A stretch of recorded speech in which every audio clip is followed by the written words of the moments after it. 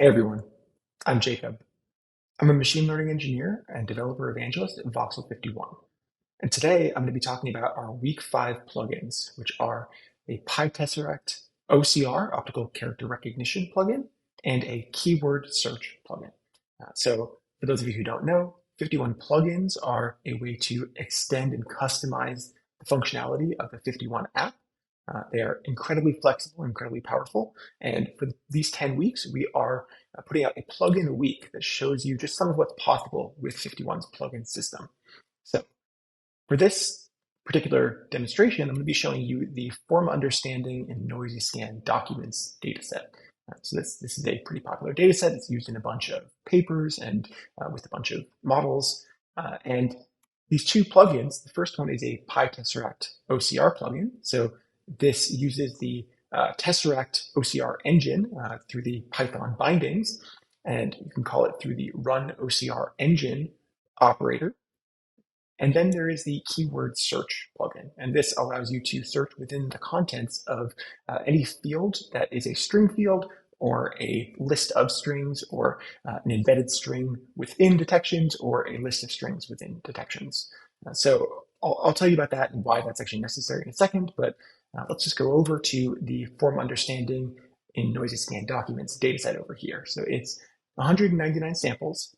We've got all of these annotations of ground truth that I've loaded on, but this has things like questions, and it also has the text as well as links for which parts of the document are associated with which other parts of the document. But suppose we didn't have those. So let's actually delete those annotations for a second. So delete the sample field, and I'm going to delete the ground truth.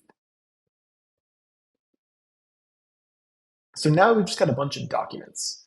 And this could be from contracts, or you could have some handwritten notes, or it could be really any type of PDF document, any documents that had any text on them, or screenshots, as I'm going to show you later, or pictures with your phone. And you might want to see the text that's on them to have a way of parsing the text in these documents and filtering and querying them according to that text. That's where the OCR plugin comes in. So here we've got the search for OCR. You can see this right here. The operator comes up. We can also see it over here in this little button, which is like a scanner, and it's for detecting text and images. And if we click on that button, we get the same operator shows up. Now this is a Python plugin. All of this, including the buttons, is implemented through Python. We can choose to delegate the execution or not. So delegation would make this operation happen at a later time. It would queue the operation for us to launch whenever we so choose. If we do not delegate it, then it will happen in real time while we are in the app. So what I'm going to do is I'm going to delegate the execution, and then we are going to launch it. So let's go over here and let's look at our list of delegated operators. And so here we've got an operator, and this is the Tesseract OCR / run OCR engine, and it's on the form understanding document and noisy scan documents dataset that we just looked at. It was just queued, and you can see the state is queued. And then we could set that to run. We could launch it with 51 delegated launch. And this should be pretty quick. There's only 199 samples, but we'll reconvene in a second when it's actually done. And we're back. It only took a minute, but I hope that you took that minute to grab some coffee. The operation has now completed, as we can see over here. Now we can get out of that, and if we want to, we can even clean this up. So if we look at our list of operators, so this is a list of all the delegations that we've done. We can see that it says completed as its state. Now we could do 51 delegated cleanup, and that would remove this from our list of delegations. Let's hop back on over to the app and see what we've done. So if we refresh, we see these two new fields here, these PT word predictions and PT block predictions. So PT for Tesseract, and these contain information. So the word predictions contain individual words with confidence scores associated with them. And the block predictions are the words that are related in some blocks. They're contiguous blocks of information. So let's look at some documents and see what's going on. There's a lot going on here, so we're actually going to turn off the word predictions for a second because there's 287 words that are found in this document. We'll just look at the 24 blocks here. We can see it's got things like confidential facsimile, gen, admin, office. This message is intended. Here it got the I wrong. It actually treated it as a 1. So this is not perfect. PyTesseract is just an OCR engine. It is fairly basic. It's pretty good, but it's fairly basic.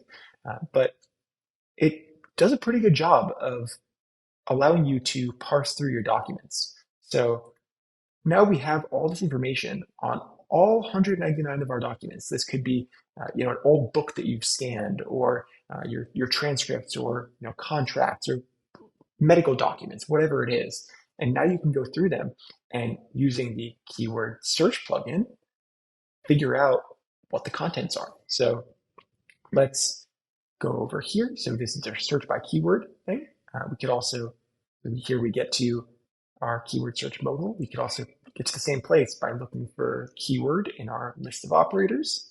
And we see this prompt here for the field to search within. So this is pulling every field that is either a string or a list of strings, or a list of strings, or a string within a label field. So in this case, because we go back out on this data set, we have these predictions, which are in label fields. These are actually detection objects because they're bounding boxes to be localized. In general, FiftyOne does support looking at these types of things, but the syntax for querying, whether it's classification or detection, or list strings, or just a string itself, is slightly different. So what this keyword search plugin does is it allows you to search within any of these, finding the appropriate querying syntax given the field that you have selected. So let's go and look at find samples with keyword. And we don't want to look at the file path. We actually want to look at the block predictions and the labels within them. Now, we can choose whether we want it to be case sensitive or not.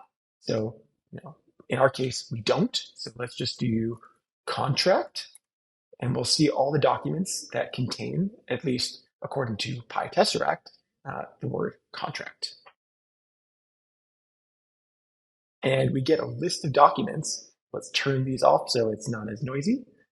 And we can look within them, and we see the word contract here. And if we were to go to the other documents, we would see the word contract within them as well. So, just like that, we've been able to search through 199 documents to find the specific documents that have the word of interest to us. And something cool that's going on is, even if we click out of this and we go back to the 199 samples, we go and look at our keyword search operator again, we can see that it retains this knowledge of which field we did. So it's caching this. And the way that it does that is a little bit complicated because the init module in which the Python code for this plugin is defined is actually being rerun every time we interact with the operator, each time we interact with the plugin.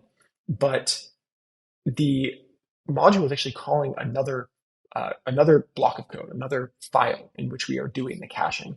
So this is all possible via a little bit of magic, but it happens. So you don't need to select the relevant field, because you likely want to search through the same field again the next time. So if we want to search for something like, let's see, day here. Let's search for every time the word day comes up. And this came up in 29 samples. So we were able to do that without having to select the field of interest to us from that dropdown. Now, we can also search within images or screenshots that aren't scanned documents in this traditional sense. So let's choose a different data set. And we're actually going to go down and choose this Twilio data set. And this is an empty data set right now, but we're actually going to fill it. So we'll use our Twilio ingestion plugin to get all of the images that I took with my phone and sent a message containing the text WeWork, which is where I am right now, and pull all those in to our data set. And here we go. So we've got these two images right here, and we can run our OCR plugin on them as well. So let's detect text, and we're not going to delegate because there's only two images.